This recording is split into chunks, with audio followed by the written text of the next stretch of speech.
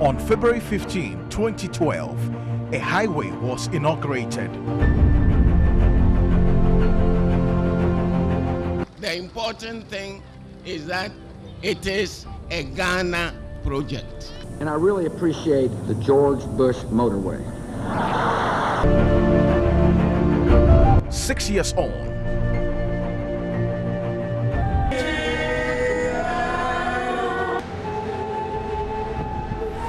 close to 300 deaths, over 3,000 road crashes, and 1,876 persons injured. We still wait for people to lose their kids. Well, why? Just want to know why.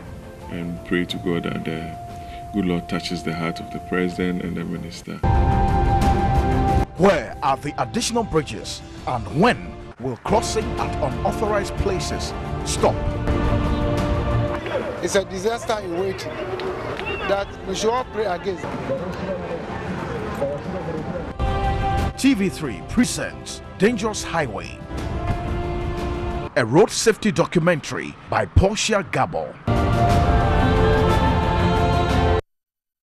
And tonight we bring you the premiering of the documentary Dangerous Highway, as you saw right here on News 360. So stay with us as we get into it. We're premiering it tonight. My name is Alfredo Kanse. And I'm Natalie Fort. You can also join the discussion on Twitter. It's #KillerRoads. We've got some top news for you here on News 360 shortly. Stay with us. 60 Headlines is brought to you by... Close to 300 lives lost on the George Walker Bush Highway 6 years after its inauguration. We bring you Portia Gabor's road safety documentary.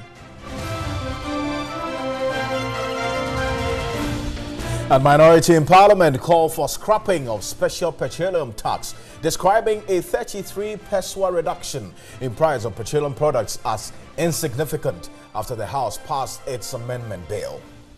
Also ahead this evening, 7 persons accused of murdering Major Maxwell Adam Mahama without lawyers to take up their defense in court.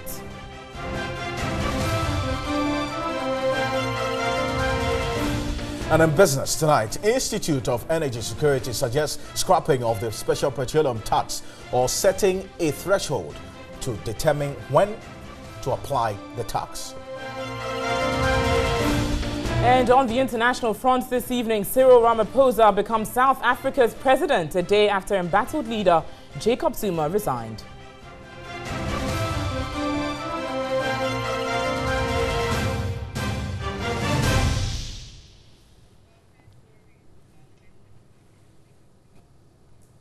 We'll bring you details of these and more. And just so you know again, if you just joined us, we're going to be premiering the Dangerous Highway documentary put together by TV3 journalist Portia Gabor here on News 360. Now to our first story this evening, Parliament has passed the Special Petroleum Tax Amendment Bill, but the minority says a subsequent reduction of 33 pesewas in the price of petroleum products is insignificant and has urged government to scrap the entire tax. The Special Petroleum Tax Bill was brought to Parliament under a certificate of urgency and was thus taken through all the stages. The bill, according to the chairman of the Finance Committee, is in tandem with government's aim of shifting the focus of tax policy from the introduction of new taxes to improving tax compliance. The committee's report indicated that with the passage of the bill into law, petrol price would be reduced from the present 4.67 cedis per litre to 4.51 cedis per litre, whilst diesel will sell at 4.48 per litre instead of the current price of 4.67 cedis per litre. But the minority says the reduction is insignificant. As it stands, at 4.67, if you apply the reduction by the 7 pesewas, a gallon means that you are having a peanut reduction of 33 pesewas. It has no effect on the consumer. Fuel price before we left office was 3.6 cedis per litre. Today it is 4.6 cedis per litre, an increment of 1 cedi per litre. So it means that every gallon you buy today, you are paying extra 4 cedis per gallon, and you are reducing it by 33 pesewas. I would propose that even as we agree to this, the Honorable Minister should just fulfill the promise of scrapping what they describe as obnoxious and take away the entire levy. For anybody, Mr. Speaker, to suggest that the reduction in the price of fuel is insignificant and therefore not enough, it's not fair to the President or even to this House, because we are talking about a reduction of 47.9 million Ghana cedis. So much money. Mr. Speaker, as people, Ghanaians, we all have expectations. This is ad valorem tax, which has been changed to specific tax. Those who, when this tax was being imposed, steadily, 5 minutes each, vehemently opposed it and said that it was a nuisance tax, and when they get the opportunity to come to power, they will scrap it. Today, even when the prices of petroleum have gone up, they are pretending not to see the windfall that they are getting, but are just coming to reduce it by 33%. How do they reduce the suffering of the people? A listening government who fought and deceived the people by saying that they were suffering, they were going to retrieve their suffering. We are removing the ad valorem element of this tax. The NPP administration has no intention whatsoever to benefit from high crude oil prices, inflicting more taxation on consumers. The reduction we have programmed into this intervention is 70%. The bill has since been passed. Let's stay in Parliament as tempers flared up on the floor of the House during debate of the Special Petroleum Tax Bill. The Speaker's refusal to recognize members from the minority side compelled the minority leader to tell the Speaker to either respect him as a leader or he disrespects him as the chair. Here's another report by Evelyn Tingma. It all started when the Speaker did not go by a decision that was reached by the leadership of both sides to allow 2 members from each side to debate the Special Petroleum Tax Bill. Having gone through with the debate, the Minority Chief Whip drew the Speaker's attention that the House did not have the required numbers to vote, but that was not listened to. I was trying to draw the attention of the House that the number that we have in the chamber is not up to the number to take a decision, but I wouldn't cut the Speaker's eye. The minority leader, who later was on his feet for minutes, was not recognized. Rather, the Speaker decided to call the majority leader, who rose on his feet later with the minority leader still standing. This Haruna Idrisu did not take kindly to. Well, Speaker, I'm sad the way you have treated me as minority leader. I stood up before the majority leader. You owe me that courtesy and that respect. You owe me that courtesy and that respect. Mr. Speaker, you cannot, even after hearing him, you were still not decided whether to hear me or not. All I'm voted to do here is to speak, and as minority leader, to speak to the rules. May I respectively, I'm not here to talk about quorum. May I draw your attention to Order 130 and why I was on my feet, and I'm within the rules and within the standing orders, and you must respect the standing orders. Mr. Speaker, you see, you are chair of this House. You must hold us together. So if I rose, Mr. Speaker, you owe me. I don't want to ever disrespect you, but if you invite me, I will. If you invite me, I will. Yes, I would. No, I'm the minority leader. I don't have space to talk on the standing orders. Earlier, the use of the word deceive became an issue. In debating the President's State of the Nation address, Minority Chief Whip had said that government had deceived the people, adding government had failed to ameliorate the sufferings they claimed Ghanaians were going through during the electioneering campaign. But Deputy Majority Leader Adwoa Safo did not agree to the use of the word deceit. If someone says, when I come, I'll scrap, and the person comes to reduce, what word should I use to describe what the person? But if the speaker says, you see, in this chamber should not be used anymore, I take his word, and the speaker, I withdraw. But the good people of Ghana, the drivers and others, they know what has been done to them. So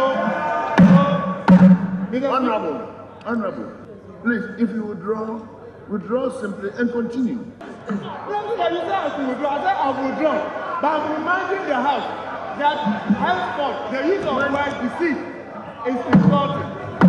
As rule, but withdraw. Honorable, when you withdraw, what is done in Parliament is you don't need to apologize, but you will continue with your argument. You will not run a commentary. MP for Sanerigo, ABA Fuseni, laments the speaker was biased.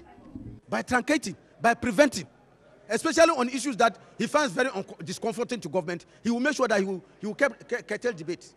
And that is not the way a speaker should run the House. The speaker, even though we know he's a representative of a political party, that is the MPP which brought him here. But once he sits in the chair as a speaker, he has a duty to be fair. He's not a monarch.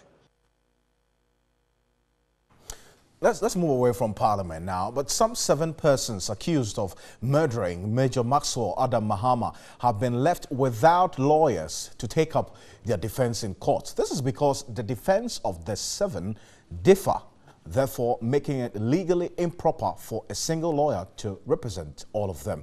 Here's a report by Godfrey Tanam.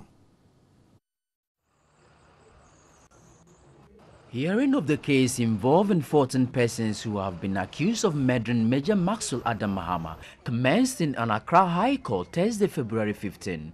During proceedings, the lawyer who represented all the 14 accused persons since June last year, George Bernard Shaw, told the court he could only represent 5 out of the 14 because the defense of the rest differ. Another lawyer, Augustine Jemfi, represents 2 of the accused persons. This situation, described in law as a cutthroat case, will not permit the lawyer to represent all of them even if he wants to, due to the conflicting stories they present. Court of Appeal judge who has been given additional responsibility as a High Court judge, Mariam Owusu, is hopeful when hearing commences the 7 will have legal representation. Justice Mariam Owusu told the registrar the empaneling of the jury should not be less than 9. Chief State Attorney Evelyn Kilson served notice of the state's preparedness to open his case on March 5. Major Maxwell Adam Mahama, 5th Battalion Infantry, was lynched while he was on his early morning jogging on May 29 last year. Godfrey Tanam, TV3 News, Accra.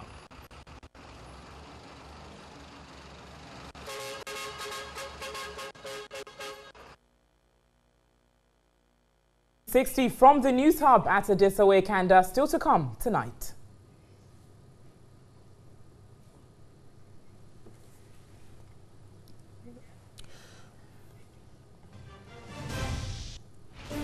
Close to 300 lives lost on the George Walker Bush Highway 6 years after its inauguration.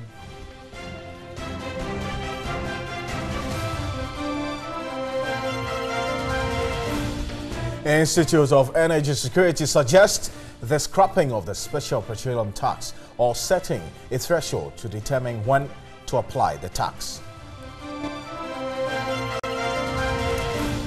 And on the international front, Cyril Ramaphosa becomes South Africa's president a day after embattled leader Jacob Zuma resigned.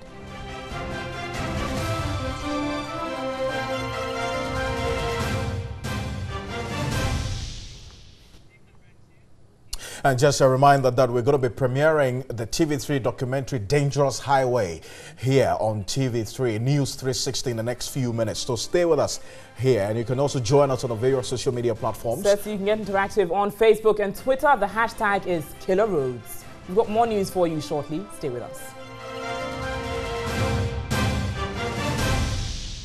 And that's exactly what you just saw. We're premiering that Dangerous Highway documentary put together by Portia Gabo today. And today marks exactly 6 years of the inauguration of the N1 Highway, also known as the George Walker Bush Highway. 6 years on, The road, which was to reduce travel time from an hour to 20 minutes, has cut short the life of over about 300 people and maimed many. Tonight, TV3 brings you the premiere of Dangerous Highway, a road safety documentary by Portia Gabo.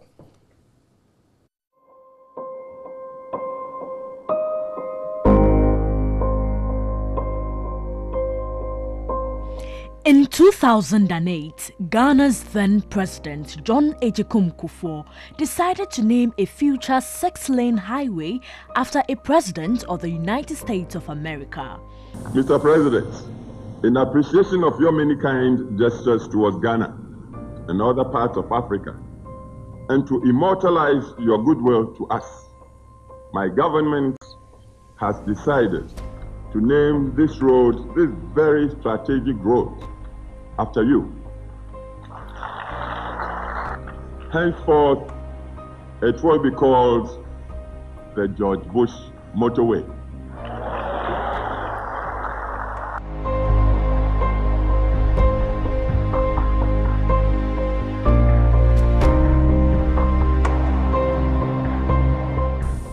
And I really appreciate the George Bush Motorway.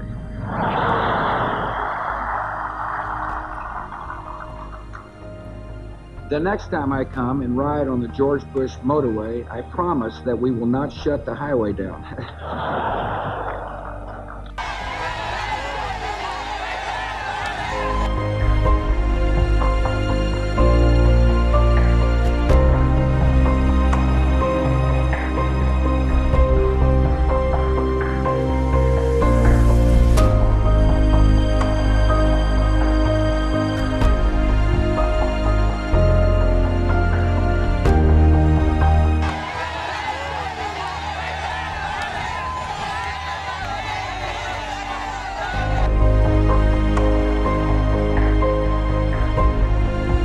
On 15th February 2012, the 14.1-kilometer George Walker Bush Highway, also referred to as the N1 Highway, was officially opened to motorists.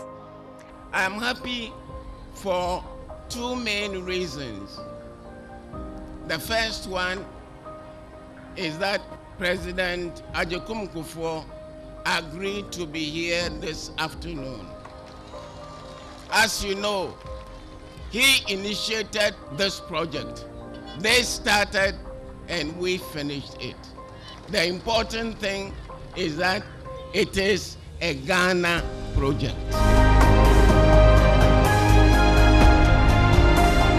The motorway is expected to facilitate the movement of more than 36,000 vehicles per day and reduce peak time travel from 1 hour to 20 minutes.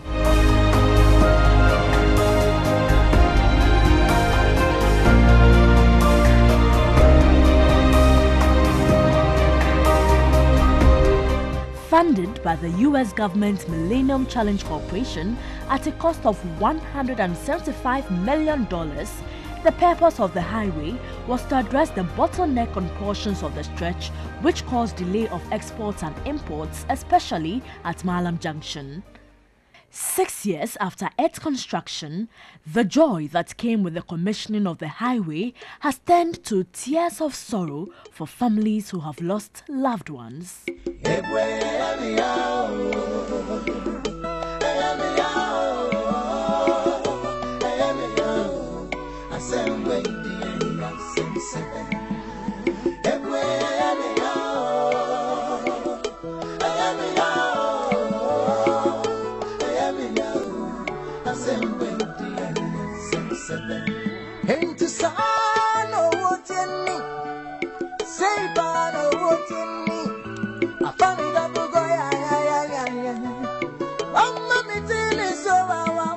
21-year-old Isaac Nyamu was a young adult with special needs who wanted to make a difference in society. He died while crossing the Abekala Pass section of the N1 highway on 18th June 2017.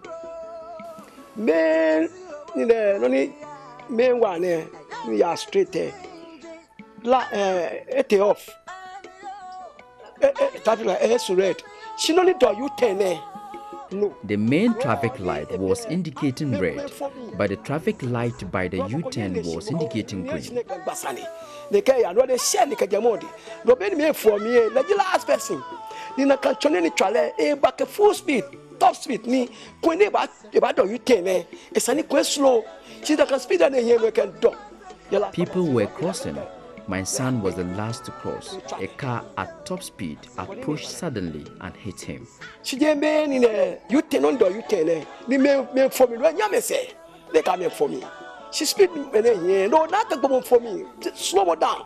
She went to a highway near the was a trolley.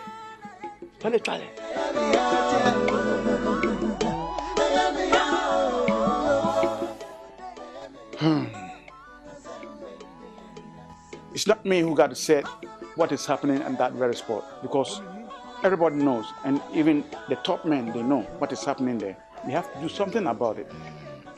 You have to do something about it.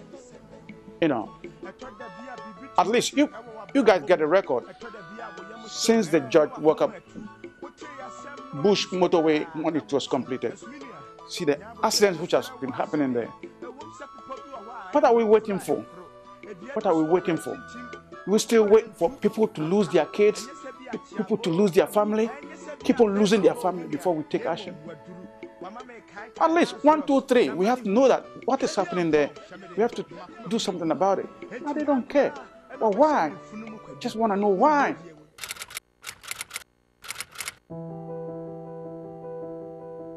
On 21st July 2017, Isaac's funeral was held at the Calvary Baptist Church in Accra.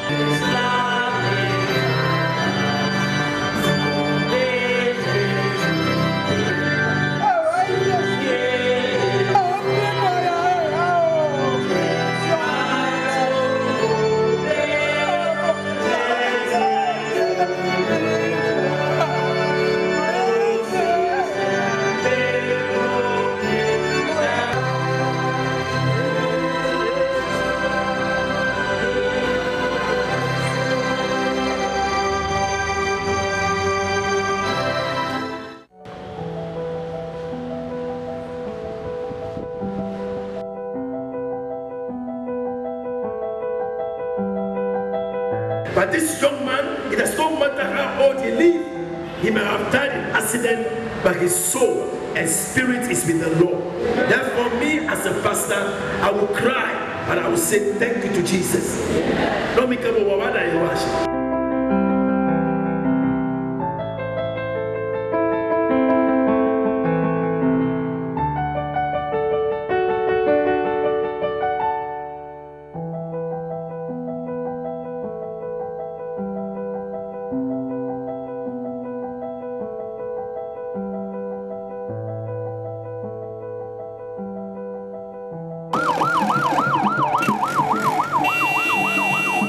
Isaac is not the only one to have lost his life on the George Walker Bush Highway. Statistics from the Motor Traffic and Transport Department of the Ghana Police Service show as at December 2017, 295 persons alone died on the highway. Over 3,000 road crashes have occurred on the highway, injuring 1,876 persons.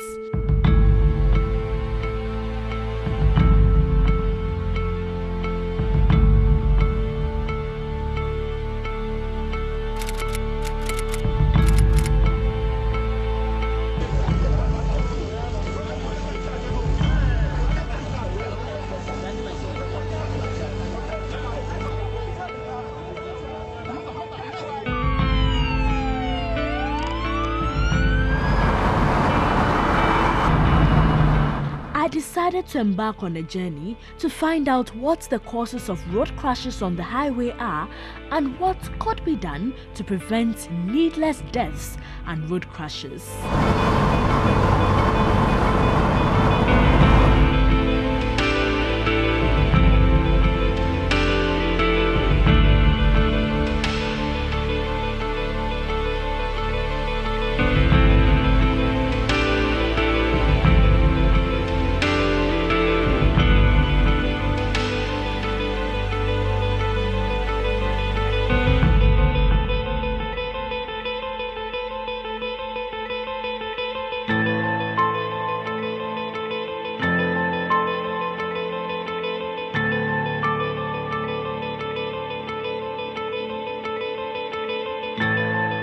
The scenes here can best be described as chaotic.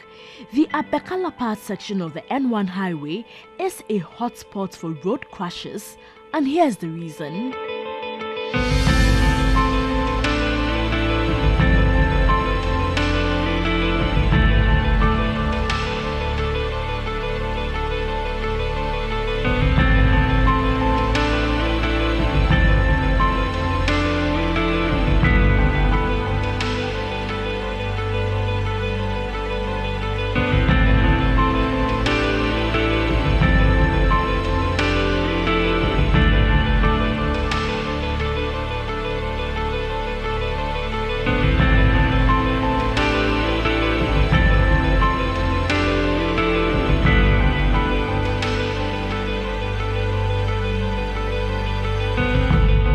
This is the exact spot where Isaac died. It's a disaster in waiting that we should all pray against, but I think it's a disaster in waiting because a day can come when we all wake up and a vehicle would have had a tire burst or a mechanical failure, and it will only run and crash and run over them. And that is what we are here to prevent. And so we think that the current use where the pedestrians are taken to the middle portion, who are though willing and are permitted to stand and wait for vehicles to pass before they also cross from the median, is very dangerous and it's unacceptable. And we think that one way to resolve it is that we should allow the road to be a motorway, and in doing that, at the Abekalapat traffic light, the road has been turned into an interchange, and the median barricaded, and pedestrians also taken on a footbridge. When the traffic lights and pelican lights for pedestrians are not working, the level of indiscipline here is alarming. Even when the traffic light and pelican lights are working, there's still a challenge as pedestrians complain it does not give them enough time to cross.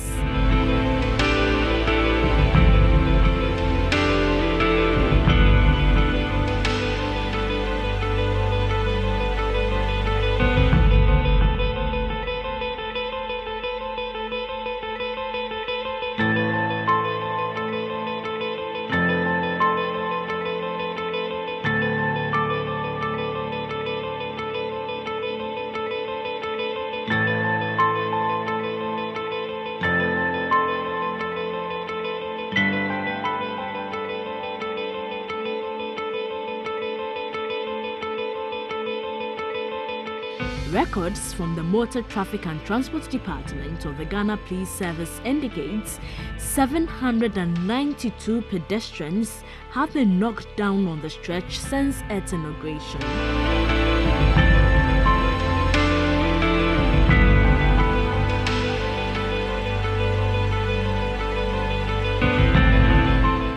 One major problem confronting pedestrians on the N1 is the absence of adequate footbridges. Residents, commuters and pedestrians have over the years complained the 6 footbridges constructed on the highway are too far apart. As a result, most pedestrians and commuters risk their lives to cross the N1 at unwarranted spots on the highway.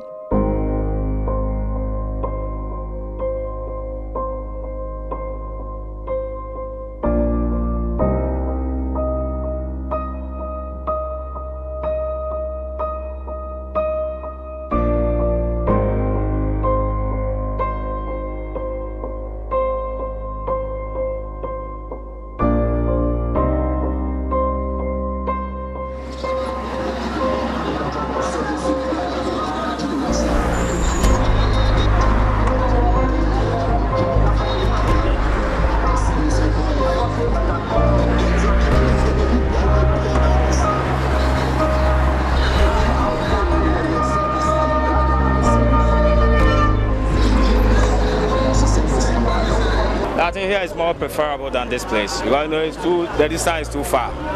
And at the same time, the station is closer to this place than this place. The majority of us cross the N1 way where the traffic light is, and which is very dangerous.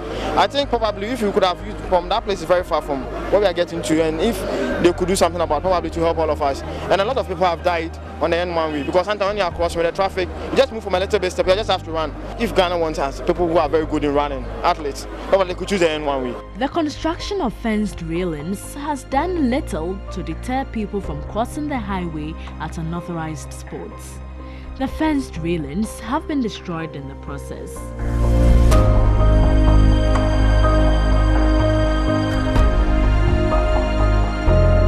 Patrick Amadonu was seriously injured while crossing over the fenced railings. Memories of that fateful day are still fresh on his mind. I'm from where coming to my house. It was night 8 o'clock, light off. So we are crossing the road. But the place, there's no footbridge. Before I'm crossing main motorway and the outer lane, and I forget myself, say I cross finish, and the car can pass my top, Kia truck. But I survived. But people complain, they trace me, can't see my house.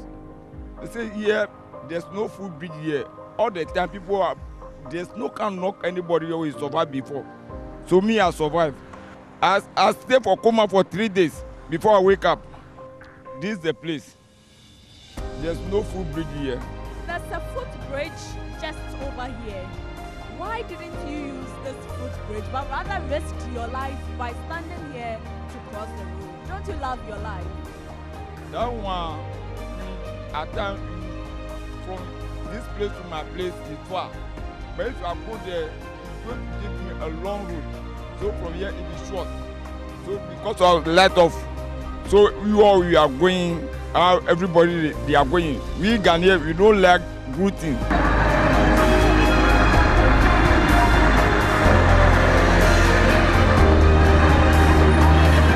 In 2013, then acting chief executive of the Ghana Highway Authority, Michael Abbey, hinted provision had been made in the 2013 budget to cater for road safety lapses on the George Walker Bush Highway. Certainly one person, one death, any death is not acceptable. And we are making all plans to provide more safety facilities along the N1. Within the current year, we plan to put up more footbridges so that the distances people will have to travel before crossing the road using the footbridges will be reduced. Ramps were to be provided to facilitate movement of the physically challenged. The N1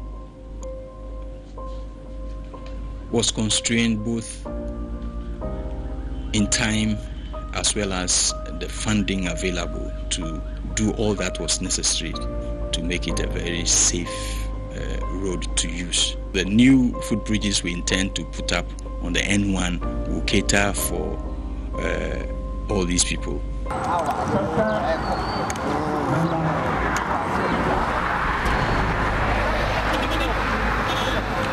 6 years on, the physically challenged are still struggling to access footbridges on the highway.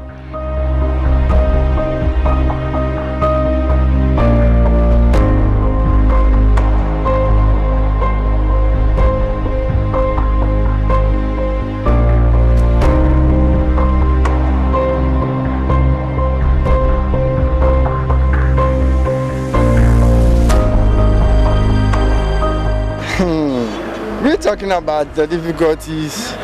It's like when I'm climbing the staircase, I have to get a support from the metal guide that I've used before I climb the staircase.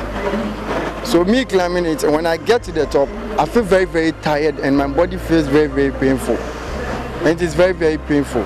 We are not like those who are able to climb it very fast, but we are slow on climbing it. You say before I will climb from the down to the top, I'm very, very tired. So I need to rest a while before I'll continue my journey, meaning I'm feeling difficult on this place. So if they can even do something about it for us, I hope it will be helping us.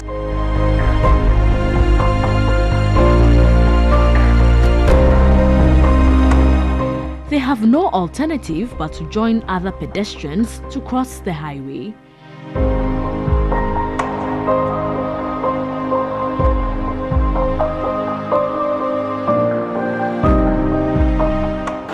Sometimes when crossing and the traffic light is not, has not, been on red for the cars to stop, you see people forcing their way through. I, being a disabled person, I can't force my way through. And sometimes some of the drivers, the traffic light will show that the drivers should stop, but they will also force their way through, making it very difficult for us to cross.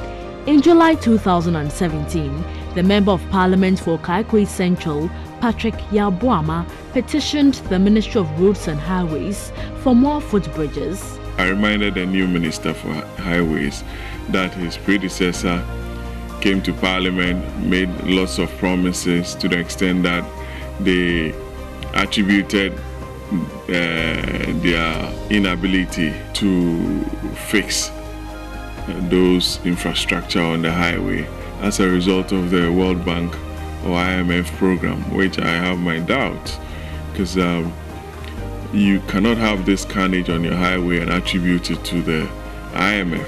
They will rather come to your aid because it's a humanitarian issue. So I believe with this new minister, I'm praying to God that he listens to my voice and to the voice of all those who ply the highway. And I wish everybody or every family that has lost a dear one my condolences, and assure them that I'll continue to speak on this issue and pray to God that the good Lord touches the heart of the President and the Minister to attend to this matter. But will the addition of more footbridges prevent people from crossing at unauthorized places?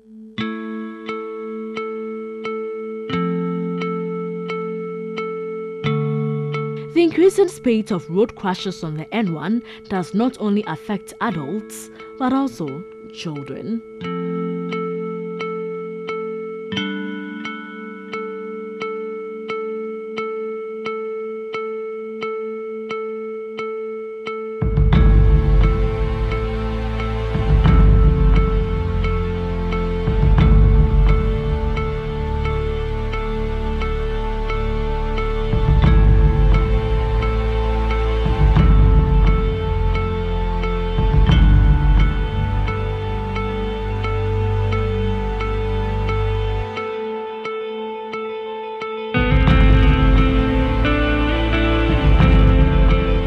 Sometimes we are afraid to cross the road because the vehicles have been passing by.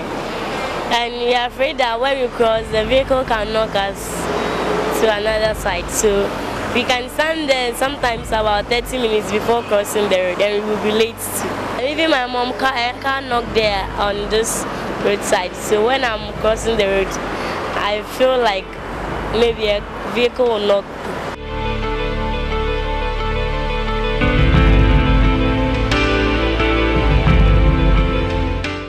6 years after the inauguration of the George Walker Bush Highway, otherwise known as the N1 Highway, many communities and commuters along the stretch are still struggling to utilize it effectively.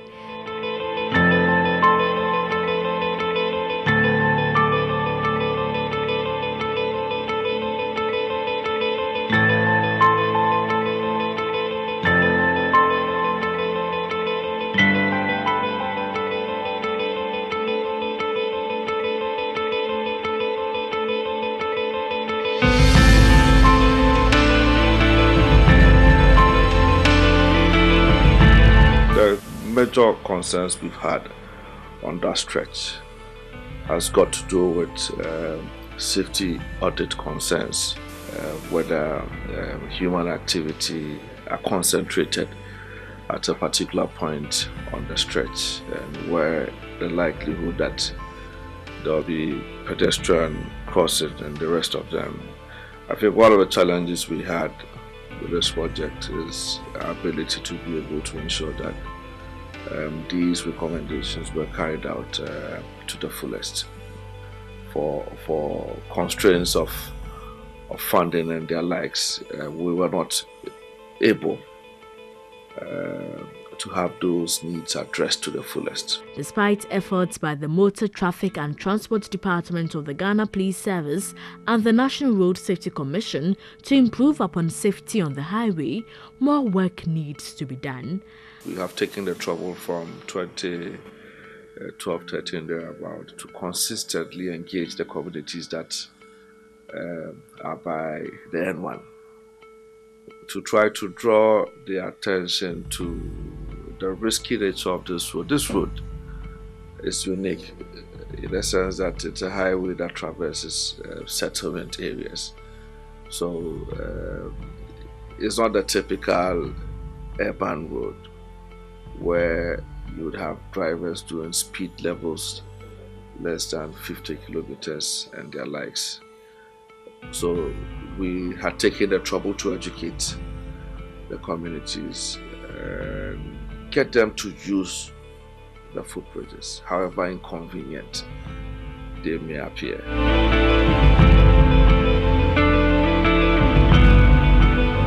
At night, both pedestrians and drivers struggle to use the highway.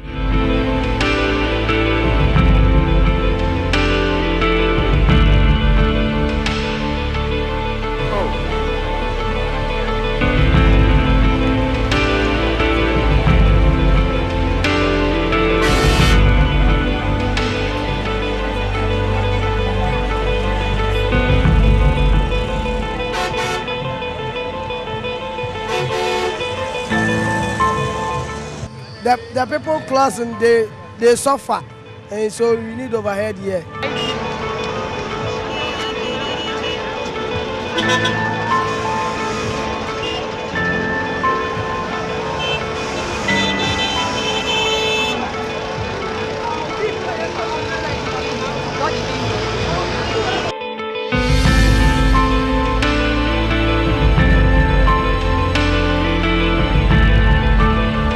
You tell no more yeno. As you come here, you tell because I say no. No more brocano. It is some free. At what I want to be and may road, you know. The cars negotiating the curve at the Abekala Pass section of the M1 stop in the middle of the road, preventing pedestrians from crossing.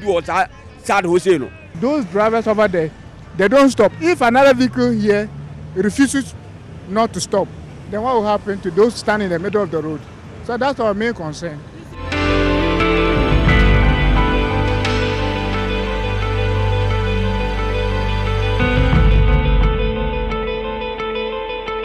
Despite efforts being made by the National Road Safety Commission, Motor Traffic and Transport Department of the Ghana Police Service and other stakeholders to curb the spate of road crashes on the N1, it continues to claim lives.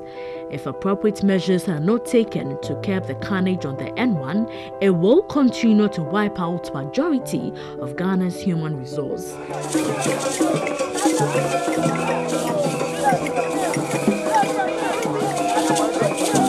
If action is not taken now, next time you hear of an accident on the George Walker Bush Highway, someone close to you could be involved.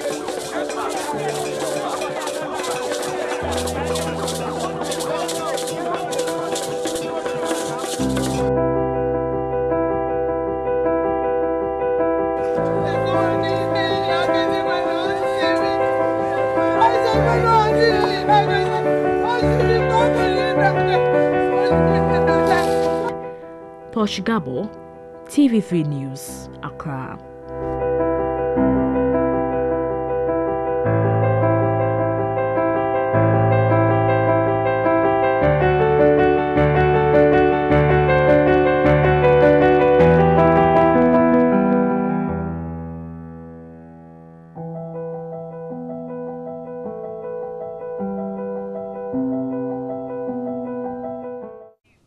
That is the documentary, Dangerous Highway.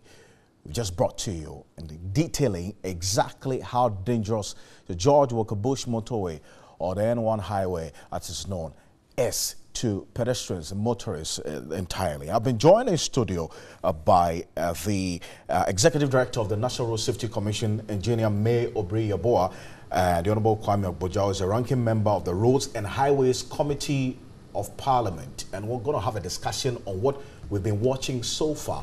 Ladies and gentlemen, thank you for your time and good evening to you. Let me start off with you, Honorable. I mean, this is not the first time we're having a conversation about the N1 highway and what's happening there. Now, in 2015, I recall that Honorable Nusaf Hussaini, who was the Minister of Roads and Highways at the time, said that because the reason why you could not construct the footbridges was because of the conditions in the IMF bailout. What is the situation with the construction of the footbridges now? You're on the committee in Parliament.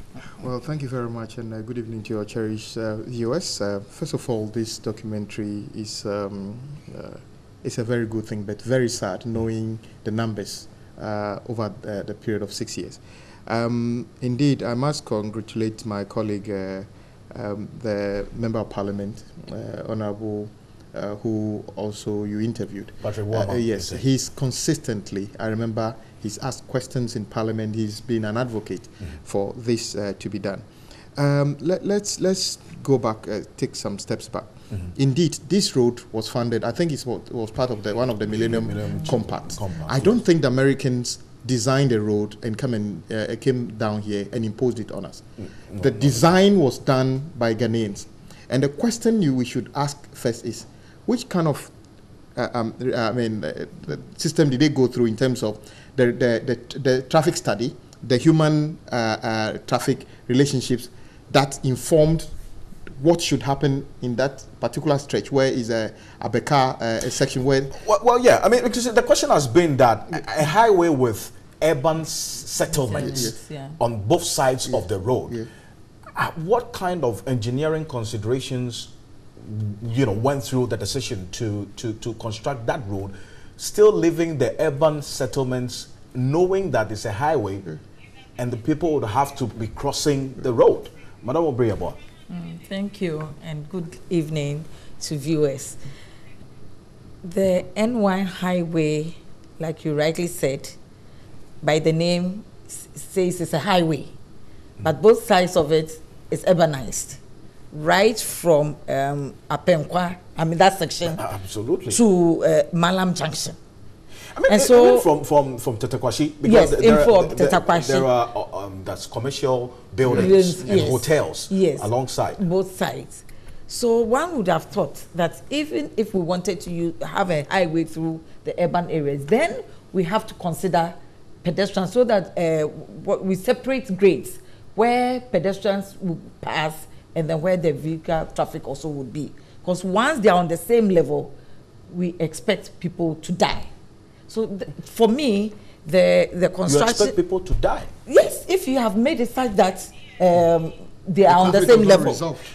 You have not solved any problem. So is that to say that we didn't have engaged enough with Roads and Highways or the Ghana Highway Authority? I must say that we extended an invitation to the Ghana Highway Authority and the Roads and Highways Ministry. They say they are engaged in equally important activities. They couldn't be here. But the point is it that this road was constructed without enough engagement? Because you are with the National Road Safety Commission. If what you're telling myself and my viewers and people are listening to us right now is anything to go by, then it's a clear concern. Yes, it is. We put a highway and we have urban centers. And we have not made enough provision to separate the pedestrians from the vehicular traffic.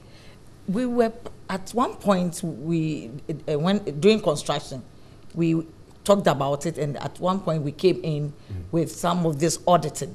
But I must be frank, some of the things that we said or we proposed never came to pass. It was not considered. You made proposals while the road was being constructed? Yeah, it was not considered. And it was not considered? Yes. Who did you make the proposals to? The Ghana Highway Authority, and they were the consultants to that project.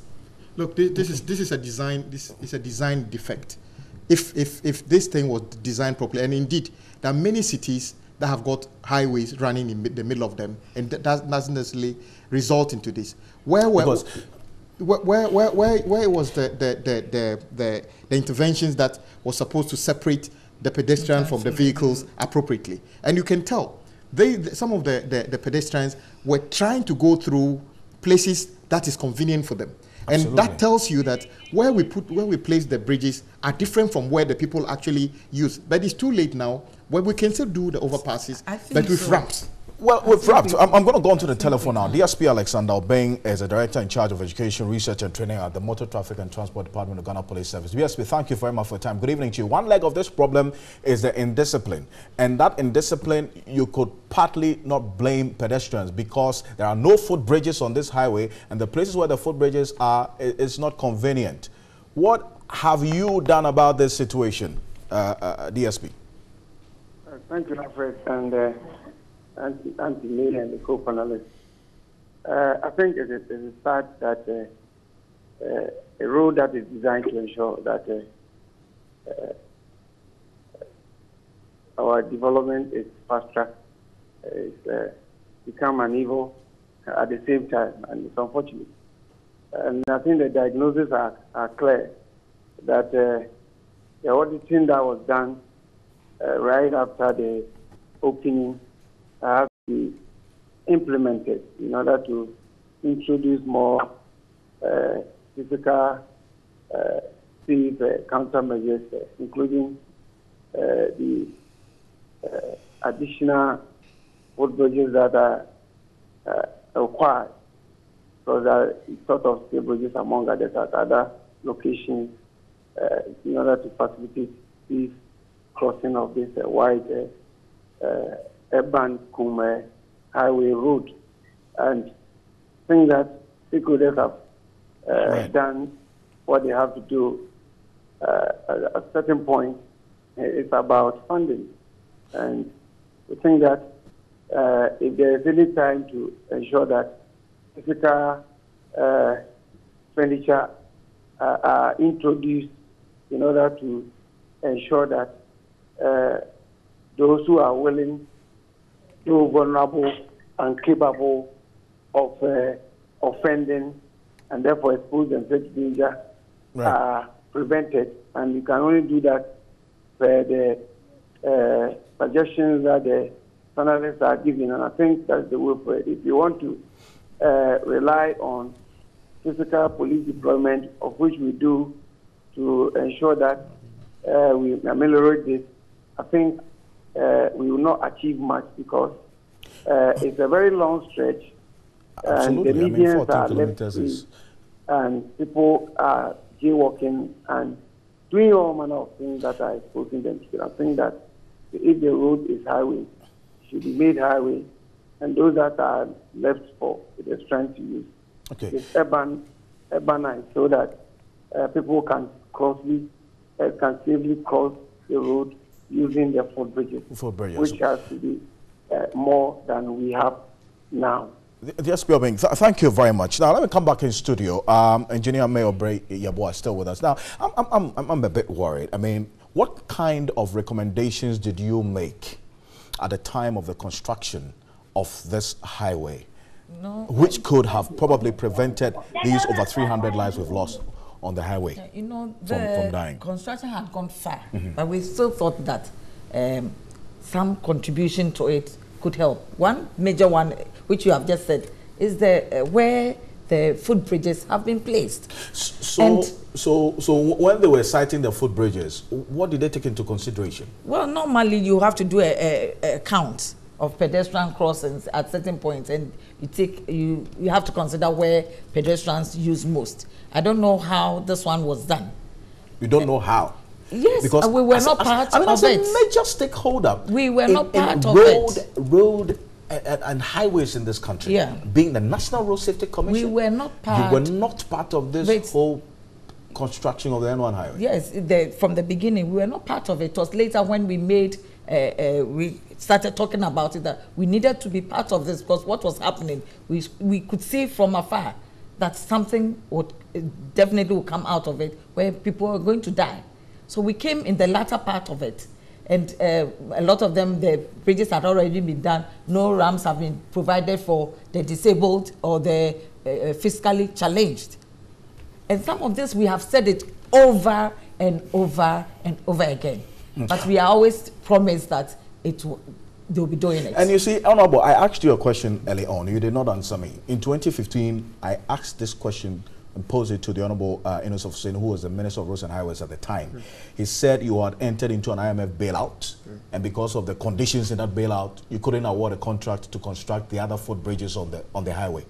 What is the status of those footbridges that have to be constructed now? You are a member of the Roads and Highways Committee. Yes, that's why I started out by saying that there was a design defect. Was this design made such that these things would have been taken care of? I doubt if that was part of it. Fast forward, if there was a remedial action to be taken to provide these things, then it became an issue of money. But looking at the numbers, I think this should be prioritized. Because how many times have you talked about this at your committee sittings, as a member of the committee? Well, it did not come as an issue per se to the committee, but at the plenary, we have discussed this issue. And not only this, there are other sections of other roads in the country that experience, sadly, this situation. You know, by our nature, we build highways. We're going to go to all the other roads, but I'm concerned about this. So the problem we are confronted with now, what have you done about this? Well, what's the status of this? Yes, of the other footbridges that are to be constructed? I remember one of the times that Honorable Boama read a statement. It was actually a directive from Speaker that this statement should be filed against the minister, that action should be taken. But you see, the problem is when you direct this statement to the minister, he now needs to go and do the necessary studies and budget it. And that is where the problem is. But I am saying that we have had enough talking. Can we have a situation where we take an urgent action to get this done? And that action should go back and do the study so that wherever we put these pedestrian footbridges actually are effective. That is where the people use.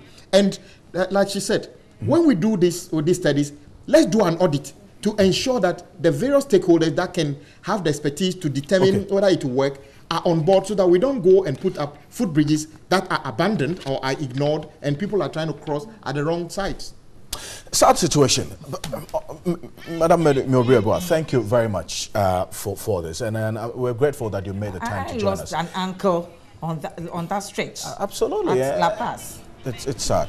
It's sad. Mayor Natalie, you've been assessing what's been happening on social media. Yes, certainly, Alfred. It's an incredibly disappointing situation to see the lives that have been lost on this stretch. We have comments coming in. We have comments coming in through our hashtag Killer Roads on our social media pages. Visit our Twitter as well as our Facebook to follow up on these comments. And it's a very comprehensive documentary out there that goes to solve this problem. So the hashtag continues Killer Roads. And you can get the full documentary on 3news.com as well. Thank you very much for staying with us tonight here on News 360. Engineer Miobriabua, who is Executive Director of the National Road Safety Commission, Honorable Kwame Akpoja, is a ranking member of the Roads and Highways Committee, and DSP Alexander Dombe, who joined us on the telephone. My name is Alfred Akanti. And I'm Natalie Fort. Like Alfred said, visit our website, 3news.com, for more on this. We've got more news for you on News at 10. We'll bring you more on this particular documentary. So stay with us here on TV3. Thanks so much for watching. Have a wonderful evening.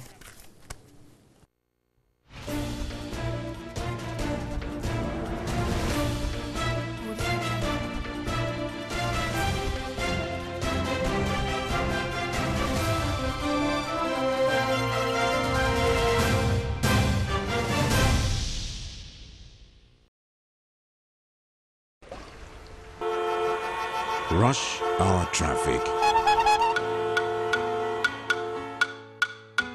or a great spot to enjoy the view, a hot day, or a chance to get closer, the regular motions of work, or a moment for ingenuity and unexpected creativity. Because when you look, there's joy to be found anywhere, and joy will find you.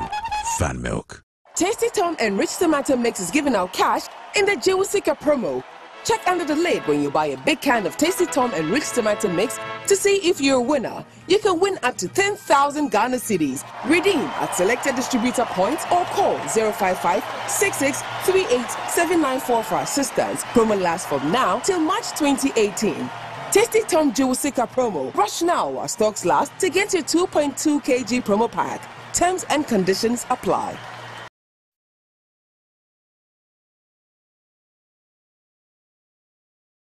Even on those nights I sleep worry-free with Always Ultra. It has a soft, light cotton top layer and gives you 3 times better dryness. No stain, no check for 2 hours. Good night speed, good morning energy. Good times with my family. Good morning energy. Good morning energy. I stay fresh and lively with Always Ultra. Stay happy always.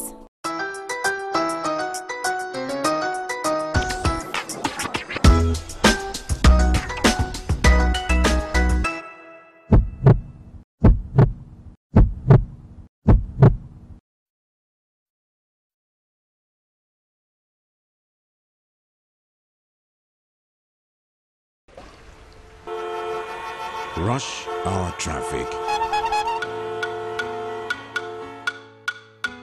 or a great spot to enjoy the view. A hot day.